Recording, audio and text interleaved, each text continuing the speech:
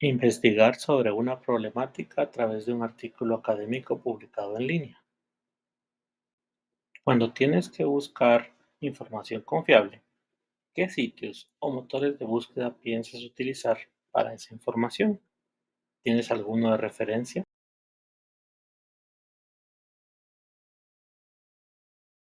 Uno de ellos se llama Cielo, SCIELO.org. Como ven, ahí dice Scientific Electronic Library Online. El segundo es Redalic, se escribe REDALYC.org. ¿Ok? En lo que termina de cargar pues ese repositorio, vemos también otro que se llama Dialnet. Bueno, ¿qué tienen en común estos tres motores de búsqueda o repositorios en línea? Pues la belleza de estos instrumentos es que cuando tienen alguna inquietud en la cual quieren profundizar con personas que pues se han dedicado a la materia o se han pues puesto el reto de presentar una publicación formal, ¿ok?, sobre la temática, los tienen que encontrar en sitios como estos. Entonces, por ejemplo, vamos a tomar uno de los títulos que se mencionaron en nuestro chat de mensajería instantánea en WhatsApp. Uno de ustedes planteó que le gustaría abordar cuestiones relativas a gastronomía. ¿Ok? Entonces, en la búsqueda, en el buscador, consigno la palabra gastronomía y le doy buscar. Le voy a poner la misma tarea a Redalic y le voy a poner la misma tarea a Dialnet. Veamos qué nos dio cada uno. Algunos sitios no son, am, a veces no es su fuerte, ¿ok? Así que depende del motor de búsqueda, así lo que ustedes van a encontrar. Como ven, en Cielo, por ejemplo, los artículos que nos ha tirado, pues nos habla de cuestiones relativas al tema, pero como que está muy periférico, ¿no? Por ejemplo, nos dice léxico sobre el uso de dulces. O nos dice que, bueno, este es un artículo en portugués. Ha relacionado dos restaurantes de un destino turístico como a produção orgánica local. Ese pues como que no nos va a servir. ¿Ok? Aquí hay uno en inglés. Tourism and gastronomic offers as a product for the local development of the Canton, Ecuador. Em, las plazas de mercado como espacios territoriales de turismo gastronómico, valoración de la gastronomía típica bogotana. Entonces, como les digo, tal vez este sitio de buscador no nos va a ser muy útil para ese tema, pero si vemos en el otro, por ejemplo, aquí nos tira títulos como Turismo gastronómico, la gastronomía tradicional de Córdoba, o Cuaderno de turismo, visión histórica de la gastronomía panameña, el cerdo en la gastronomía antioqueña, aproximación epistemológica a la gastronomía como atractivo turístico primario de un destino, la importancia de la gastronomía en el turismo, diseño, tecnología y gastronomía, etcétera. O sea, tal vez este repositorio, este motor de búsqueda, sí nos puede ser muy útil en ese tema. O, por ejemplo, en Dialnet nos presenta títulos como Gastronomía de hermanamiento, eh, Guipuzcoaco Gastronomía. Em, ese creo que está en vasco, entonces el idioma pues sería una barrera, no nos serviría.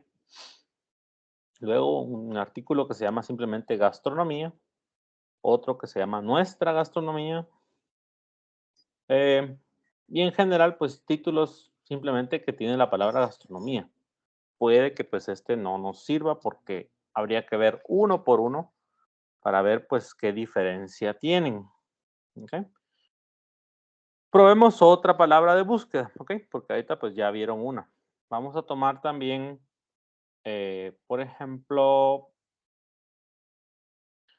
eh, lo último que se mencionó por uno de sus compañeros, que fue experimentación con animales.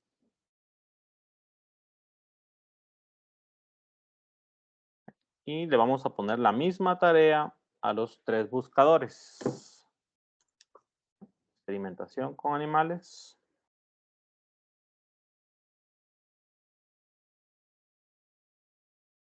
Experimentación con animales. Y experimentación con animales. Bueno, en Cielo nos tira artículos como, me voy a saltar el que está en idioma inglés, aquí está en español, la relevancia moral del dolor de animales de experimentación y de producción, o revisión bibliográfica, investigación de ortopedia y ortodoncia en animales como modelos de experimentación, o también la innovación en la creación y comercialización de animales fantásticos en Arrazola, Oaxaca, o empatía para una ciencia sin sufrimiento animal, un enfoque desde Lori Groen. En el motor de búsqueda Redalic nos tira artículos como experimentación con biomodelos animales en ciencias de la salud, experimentación con animales, perspectivas filosóficas, bioética, experimentación animales, una revisión de la praxis científica en México, la virtud, la recta razón en la profesión que experimenta con animales. Y en el sitio Dialnet nos tira artículos como pues, la experimentación con animales, perspectivas filosóficas, protección de los animales usados en experimentación, administración de sustancias en animales de experimentación, entre otros. Ahora, antes de ver uno de los artículos, porque eso sería como pues, el cierre de ver estos motores de búsqueda, hay algunos detalles que sí vale la pena pues, eh, conocer. ¿Ok? Uno es, como pueden ver en estos motores de búsqueda, todos tienen en general una serie de iconos o palabras abajo de la información. Entonces, eso quiere decir que, por ejemplo, em, si vemos este que dice, existen alternativas a los experimentos con animales. Nos tiene pues un icono de enviar por correo, compartirlo en Facebook, Twitter, otras redes, métrica. Luego tiene un botón de ID, que esa es información, que es un registro internacional que tienen todos los ah, escritores de artículos en línea. Tiene una categoría, ¿ok? Y ahí pueden ver la métrica. Nos dice las páginas en las que está este artículo, de la página 81 a la 97, y nos indica si el resumen está en inglés, está en catalán, está en español, el texto y qué tipos de PDF hay. O sea, esto puede ser interesante, ¿no? Por ejemplo, si vamos aquí y abrimos entonces este artículo, vamos a ver que primero pues nos tira como una ficha sobre el artículo y hay un menú en la mano derecha donde nos dice servicios personalizados, donde habla sobre Cielo Analytics. Pueden descargarlo en PDF, verlo en XML, referencias del artículo, cómo citarlo, traducción automática. Tal vez de aquí lo que más les puede interesar es el botón de referencias, ¿ok? Además de cómo citarlo. ¿Por qué es esto em, perdón, ¿por qué es esto útil? Bueno, la razón es porque cada vez que ustedes hacen una entrega académica, si la información no es de ustedes, pues es necesario, que es prácticamente una obligación, decir de dónde están tomando la fuente. Y por ello, para defender un trabajo, ¿ok? Pues si saben el sistema de citación que están utilizando, el motor de búsqueda les tira automáticamente cómo se tendría que incluir la referencia en su entrega. ¿Ok? Y eso ayuda muchísimo porque esto en realidad es de lo que más quita tiempo a la hora de trabajar académicamente. Por ejemplo, en nuestra facultad, humanidades o pues generalmente cualquier tema humanístico, ¿cómo se llama el modelo de referencia, de citación que utilizamos? ¿Quién se lo sabe?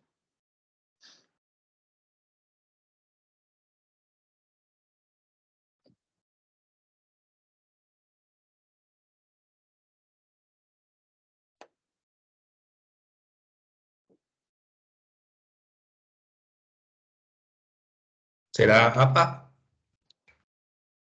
Es APA, correcto. Entonces nosotros utilizaríamos este. ¿Ok? Em, ¿Se ve en pantalla los formatos bibliográficos?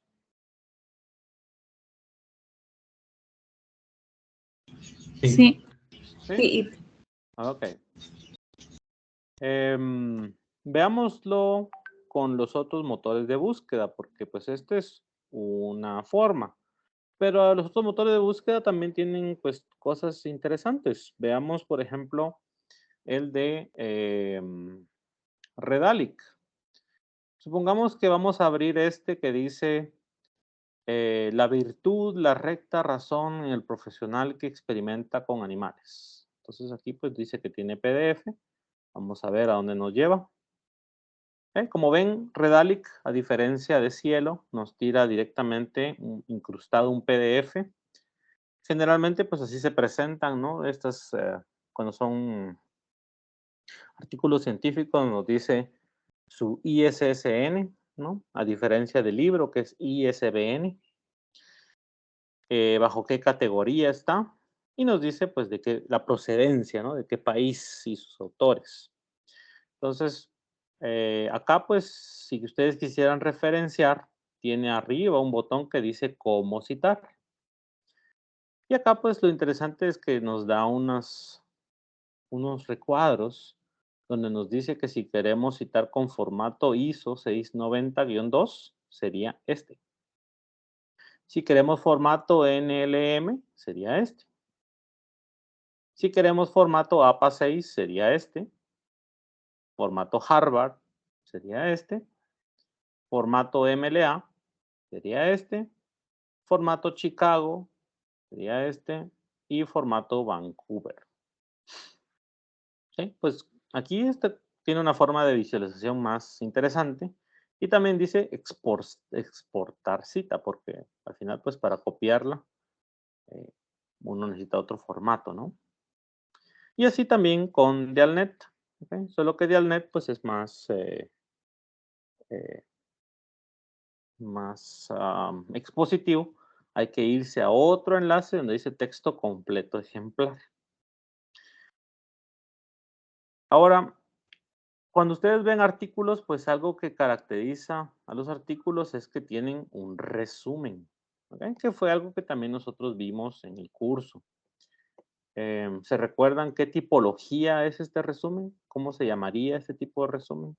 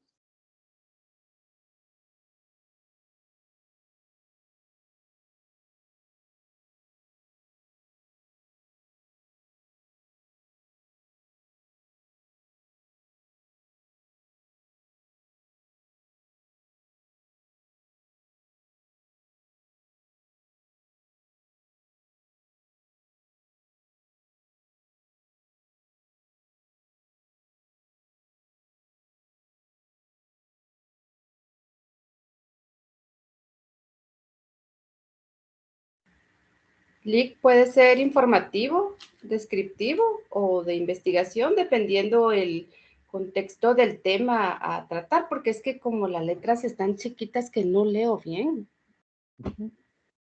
Sí, sí, no te preocupes, no es que lo tengan que leer, pero con tu respuesta, pues has salvado al grupo. ¿Eh? Es correcto, el tipo de resumen puede clasificarse en diferentes formas. Lo que sí definitivamente no es este resumen, no es una reseña.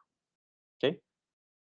Como ya hablamos, la reseña es una tipología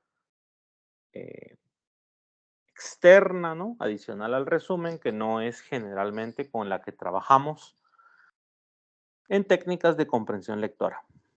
Ok, entonces, pues como ven, estos tres motores de búsqueda van a ser muy útiles para ustedes cuando escojan pues su tema, ¿no? En grupo. Y pues lo interesante sería ver dos cosas. Uno, cómo se traduce pues, todo este trabajo en versión editorial, o sea, versión documento. Y por otro lado, que es como la más interesante de los productos o subproductos, es cómo se vería en un coloquio, ¿no? Tipo grabación. Entonces veamos primero cómo se ve en formato documento. O sea, lo que se trabajó previamente, antes del coloquio. Para ello me voy a apoyar en lo que realizó un grupo de estudiantes en otra experiencia que tuvimos de este curso. Y la primera pregunta sería, ¿cómo valoran el título del coloquio, o mejor dicho, del material visual que utilizaron en el coloquio, que se llama Estrés, el gran depredador? Dirían que es un título relevante, interesante, llamativo, aburrido, sin propósito. ¿Cómo calificarían este título? En mi caso, llamativo. Llamativo. ¿Ok?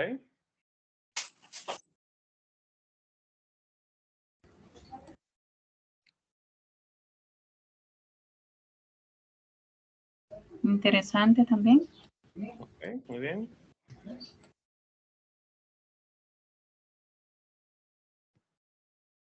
It's 13 hours.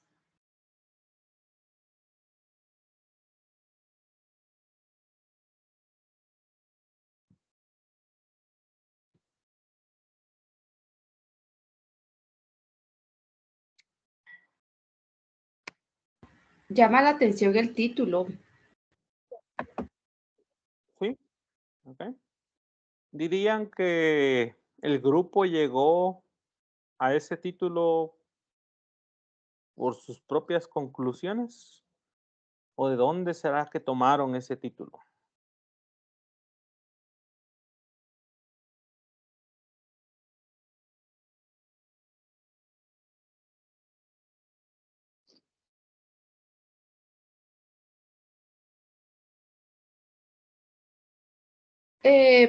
Puede ser que haya sido un consenso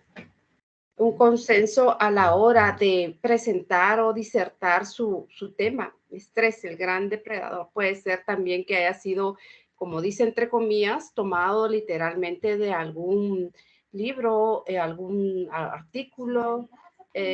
Puede ser. Eso es lo que realmente me pongo a pensar. Exacto. Esas son las dos opciones, Lucrecia. Y en concreto, en este caso, lo que hicieron fue apoyarse en el título del artículo científico que ellos trabajaron. Entonces ellos desarrollaron pues este recurso visual realmente para un coloquio, pues no es un requisito. ¿Ok? Esto es simplemente pues un adicional, porque lo que caracteriza un coloquio pues es esta información en un panel o una mesa redonda de conversación. Pero pues está interesante ver pues el esfuerzo que hizo este grupo por tener también pues material visual.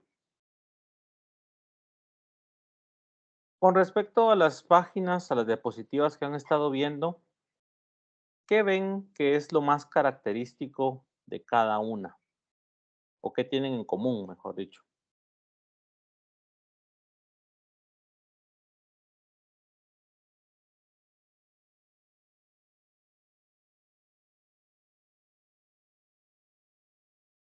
No están llenas de mucho texto, sino que tienen como palabras claves y se apoyan en imágenes para que sea quizás más sencilla de poder interpretarlas.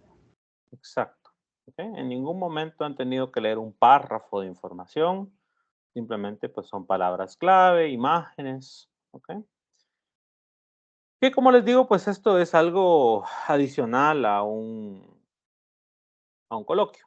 Ahora, veamos el artículo científico que ellos escogieron. Ellos escogieron de Redalic este artículo que se llama Estrés, el gran depredador, o en inglés, Stress, the Great Predator. Aquí están sus autores, un resumen, y aquí viene pues un primer elemento interesante. ¿Será que lo que está en el recuadro rojo es parte del artículo o es algo que agregó los que intervinieron en este artículo? O sea, los estudiantes del grupo. Fue incluido por ahí. Muy bien. ¿Cómo se llama esa técnica de lectura comprensiva que implementaron?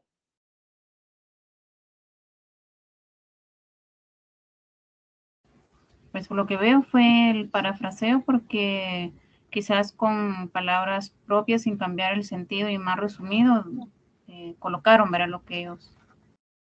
Exacto. Muy bien. Veamos qué más. En esta página, ¿qué hicieron los estudiantes del grupo? ¿Qué aplicaron? La simbología. Muy bien, uso de la Técnica Subrayado. subrayado o resaltado. posiblemente el escáner. Ajá, posiblemente el escáner. Ok, muy bien.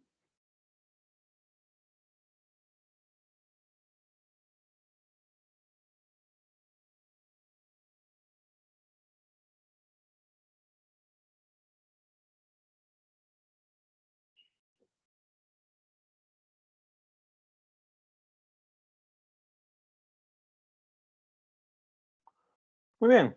¿Este organizador gráfico será que es parte del artículo o fue elaborado por quienes intervinieron en el artículo?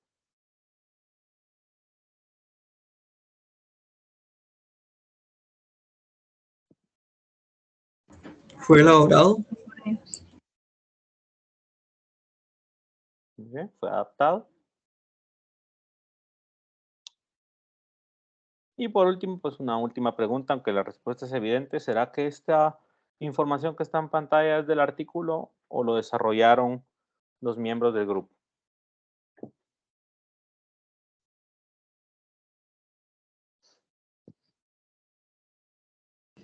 También fue desarrollado por ellos. Muy bien, ok. Y entonces, como ven, pues este es bastante trabajo, ¿no? Bastante trabajo desarrollado por ellos. También hay, de hecho, un organizador gráfico, ¿ok? Para, pues, comprender de mejor forma el texto y, por supuesto, darlo a conocer, ¿no? Pero darlo a conocer no de una manera expositiva, sino que a través de un formato que llamamos coloquio. A continuación, veamos entonces cómo se ve esta visual, esto editorial en acción, o sea, en un coloquio.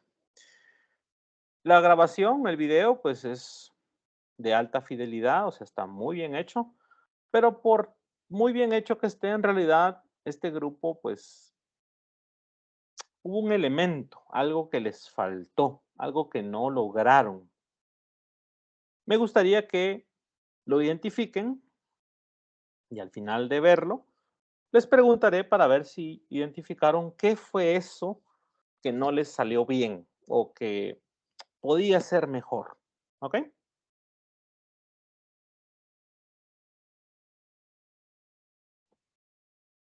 Corre video.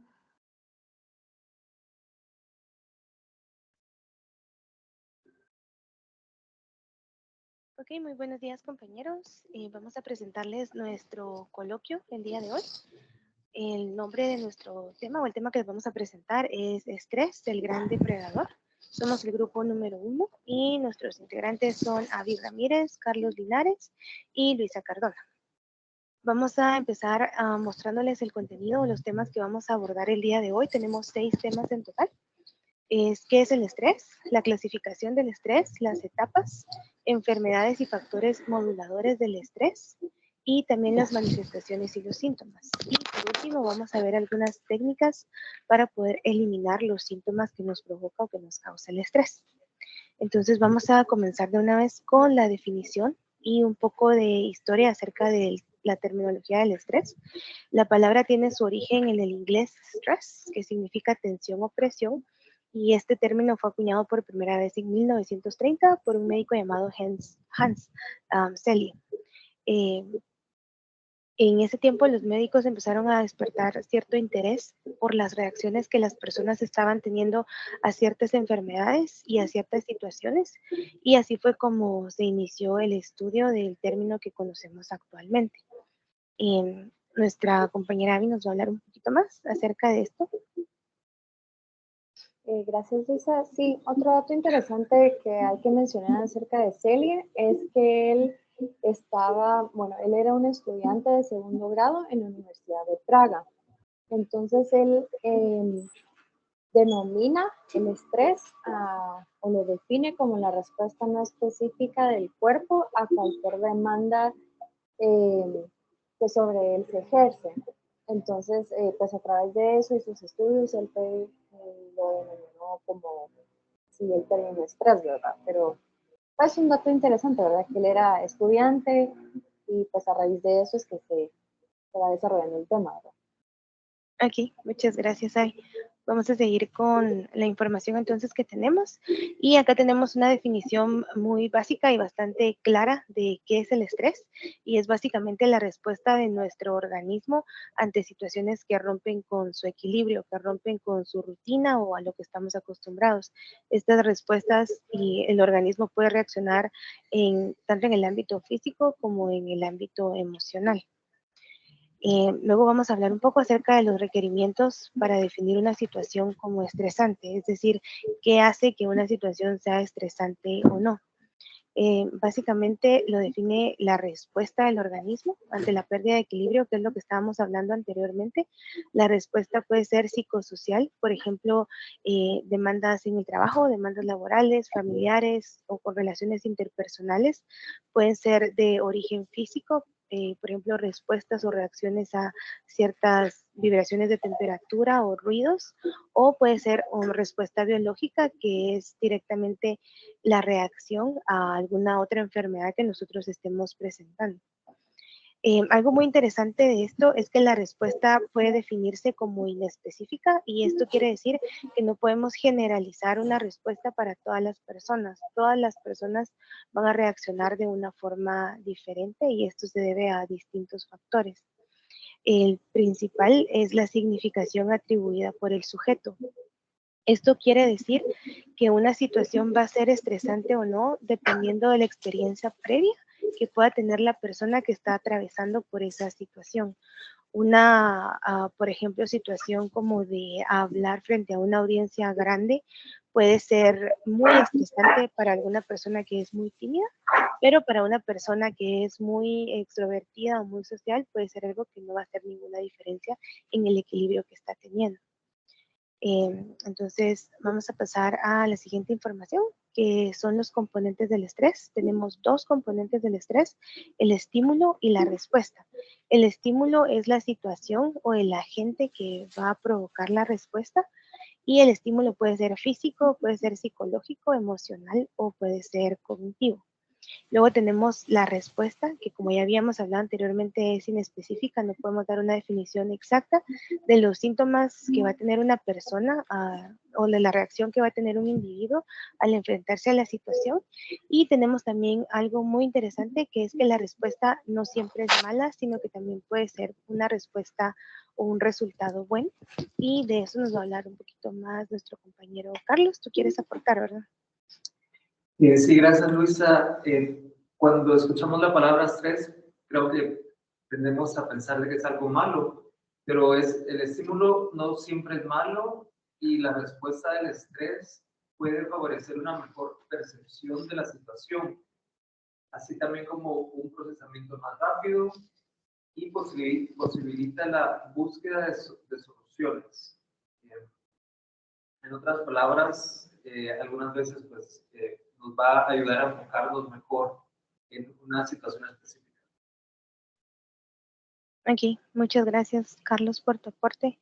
Y siguiendo con la información, vamos a hablar un poco acerca de qué dependen las situaciones estresantes o qué vuelve una situación estresante. Pueden haber muchas cosas, pero nosotros tenemos acá 7 puntos importantes o 7 categorías que pueden hacer que una situación se vuelva de esta forma. La primera, la número 1, es la novedad de la situación. Esto quiere decir que se ha producido algún cambio en la rutina que ya nosotros traíamos. Un ejemplo muy sencillo de esto puede ser, por ejemplo, el sistema que se utiliza en su trabajo, por ejemplo, o todas las herramientas que se utilizan en el trabajo. Si de repente hay alguna actualización o alguna implementación de un nuevo sistema, el adaptarse a esa novedad de la situación nos va a producir estrés. El número 2 es la falta de información, que está bastante clara la definición, pero quiere decir, por ejemplo, que si nos hacen falta datos o instrucciones para completar algo que tenemos que hacer, esa falta de información nos va a generar estrés. Y tenemos como el número 3 la predictibilidad. Esto se refiere al grado en que se puede predecir lo que va a ocurrir. Cuanto menor es la capacidad de predecir lo que va a pasar, más estresante se vuelve la situación que estamos viviendo. Y también tenemos la incertidumbre, que es la probabilidad de que un acontecimiento ocurra, independientemente de que vaya a pasar o no. El no saber realmente si va a suceder es lo que nos va a generar esa situación de estrés. También tenemos la ambigüedad de la situación del estrés. Esto pues se refiere a cuando uno tiene, por ejemplo, la información necesaria de la situación, pero no está suficientemente clara. Entonces eso nos va a generar estrés porque no sabemos, o sea, no tenemos claro qué es lo que vamos a hacer. Tenemos la inminencia de la situación. Esto se refiere al tiempo en el que transcurre dicho acontecimiento. Un ejemplo puede ser, por ejemplo, cuando uno aplica un trabajo, entonces las personas no le han dado a uno una respuesta, uno no recibe un correo, una llamada, entonces eso pues genera estrés. Y también tenemos la duración de la situación. Esto va también un poquito amarrado a la inminencia de la situación. Esto es, cuanto más duradera es la situación, más estrés nos genera, ¿verdad? Entonces, más estrés va a tener en la persona, va a ser mayor el desgaste físico, emocional, mental, pues todo eso, ¿verdad? Eso va a influir obviamente en el organismo y en cada uno de nosotros. Gracias, Avi. Y yo creo que solo para agregar aquí a esta parte de las situaciones estresantes, nos podríamos preguntar de qué nos sirve este listado o cómo lo podemos utilizar, y la importancia que nosotros le estamos dando a esto es que al nosotros identificar el tipo de situación estresante que estamos pasando, vamos a ser más capaces de poder encontrar una solución para resolver y para salir de esa situación que nos está estresando y que a la larga se va a volver dañina para nuestro organismo. Por ejemplo, si sabemos reconocer que es por falta de información, entonces podemos actuar de acorde a eso y buscar la información que nos hace falta, etc. Bueno, tenemos las Y según sus incidencias, el estrés puede clasificarse de diferentes formas. Está el estrés agudo, transitorio. Este pues se produce cuando se puede experimentar una sensación inminente o la amenaza es percibida en primer lugar. Entonces automáticamente el cuerpo reacciona, ¿verdad? Entonces, pero reacciona de una manera pues normal, porque el estrés, o sea, ante estar hasta cierto tipo de situaciones, pues uno tiene que reaccionar, ¿verdad? Entonces, por ejemplo, un asalto, obviamente uno va a reaccionar de cierta forma, ¿verdad? Entonces, automáticamente el cuerpo reacciona. Está el estrés crónico. Esto pues ya es como el resultado de una mezcla de diversos acontecimientos en una misma situación. Esto pues ya lo podemos ver desde un cierto tipo o vista psíquico. Esto puede generar un pesimismo, puede generar depresión, o sea, ciertos tipos de reacciones en nuestro cuerpo o en nuestro sistema nervioso, para ser específicos. Y por último está el estrés anticipatorio. Este se puede decir que se adopta las manifestaciones señaladas anteriormente, ¿verdad? Esto pues ya es como que el resultado del estrés agudo, el estrés crónico. Entonces ya el estrés anticipatorio genera todo esto, eso ya es acumulado, ¿verdad? Bueno, tenemos las etapas del estrés, síndrome general de adaptación. Como primer punto tenemos alarma. Esto ocurre pues una reacción hormonal, liberándose adrenalina, o hace que nuestro cuerpo pues hace trabajar más a nuestro cuerpo, ¿verdad? Esto podríamos mencionar como que hace que el cuerpo se vaya preparando para la lucha o la huida de la misma, de diferentes tipos de situaciones, ¿verdad? Está también la resistencia. Esto pues en esta etapa se logra restablecer el equilibrio de dicha alarma. Se reactivan diferentes tipos de nuestro organismo, hace que el cuerpo trabaje con mayor fuerza, el sistema inmunológico también, etc. Y el agotamiento, pues esto, como la misma palabra lo dice, se agotan por completo todas las reservas de nuestro cuerpo, ya que como en la alarma y en la resistencia, todo nuestro cuerpo fue trabajando. Entonces ya ahorita está en un nivel tan extremo que ya todas, o sea, se acaban todas las reservas de nuestro cuerpo, ¿verdad? Eso pues hace que nuestro cuerpo sea más vulnerable y tendamos más a recibir más enfermedades o a llegar a una etapa de la depresión, de sensación de angustia, pérdida de apetito, o sea, diferentes tipos de enfermedades, ¿verdad? No sé si, Carlos, ¿querías aportar algo? ¿O Luisa? Pues aquí, gracias Avi, podemos ver claramente que dentro de esas tres etapas, en la primera, si aprendemos a reconocer estas indicaciones de alarma y actuar desde ese momento, podríamos evitar los esfuerzos mayores que pueda tener nuestro cuerpo en las siguientes etapas de resistencia y agotamiento, y ayudar así a que nuestro sistema inmunológico lo supera. Gracias. Pues a raíz de todas estas situaciones, ¿verdad? De la alarma, del agotamiento y todo, pues podemos generar cierto tipo de enfermedades, ¿verdad? Que pueden afectar nuestro sistema inmunológico y en general, ¿verdad? Una de esas, o sea, son varias enfermedades las que uno puede ir adoptando y son silenciosas. Eso pues también hay que como que tomarlo en cuenta. Están las ulcerosas, las cardiovasculares, las hipertensivas, infecciones, brotes de piel. Las ulcerosas pueden ser, obviamente, pues por tanto estrés o la excesiva estimulación de los ácidos estomacales. Esto puede provocar como irritaciones o gástricas o la gastritis.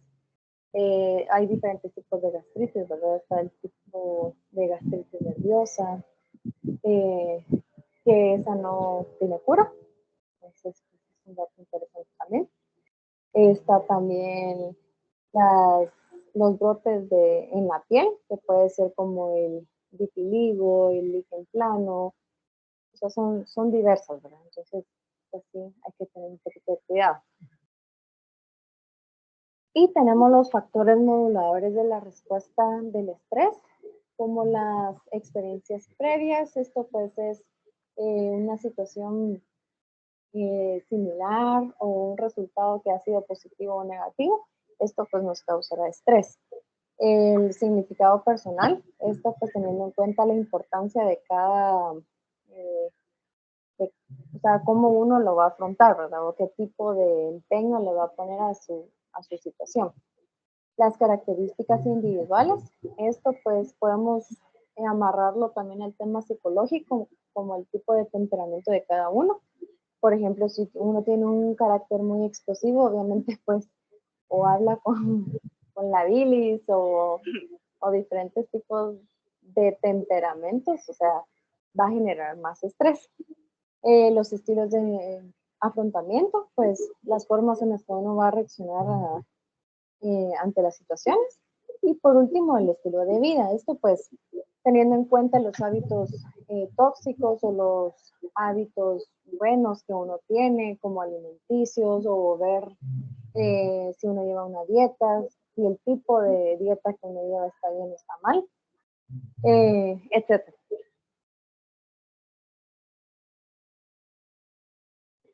Gracias, Avi. Yo procedo con las estrategias de afrontamiento para reducir el estrés. Si tenemos una buena confrontación, vamos a ser hábiles en buscar alternativas para las situaciones que enfrentamos. El distanciamiento emocional de situaciones que nos afectan también nos va a ayudar.